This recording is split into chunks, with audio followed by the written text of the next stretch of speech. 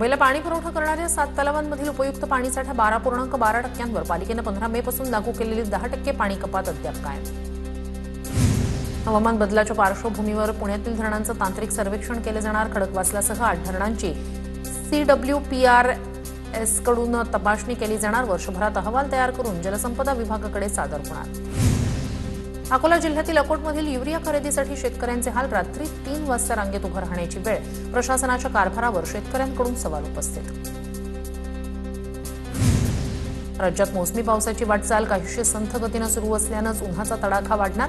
तापमानात 2 ते 3 अंशांनी वाढ होण्याचा अंदाज। मुंबई पालघरसह ठाण्यात उष्ण आणि दमट वातावरणाची नोंद। बीडच्या माजलगावमध्ये 3 जणांकडून पेट्रोल पंपावरील कर्मचाऱ्याला मारहाण। दुचाकी दुसऱ्या बाजूने घ्यायला सांगितल्यानं कर्मचाऱ्याला जबर मारहाण। 3 आरोपींविरोधात गुन्हा दाखल। मध्य रेल्वेवर आज आणि उद्या मध्यरात्री विशेष वाहतूक आणि वीज पुरवठा ब्लॉक। शेव रेल्वे स्थानकाजवळील उड्डाणपुलाच्या तुळया उभारण्याचं काम होणार। माटुंगा ते कुर्ला दरम्यानच्या लोकल सेवेवर परिणाम होणार।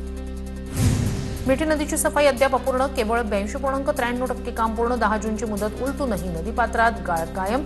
मान्सूनपूर्वी सखल भागांना पुराचा गंभीर तोल। 2 वर्षापूर्वीच्या वरळीतील हिट अँड रन प्रकरणात आरोप निश्चिती। मुख्य आरोपी असलेल्या राजेश शहा यांच्या मुलावर सदोष मनुष्यवधाचा खटला चालवला जाणार। राजेश शहा यांची दोषमुक्त करण्याची मागणी न्यायालयानं फेटाळली।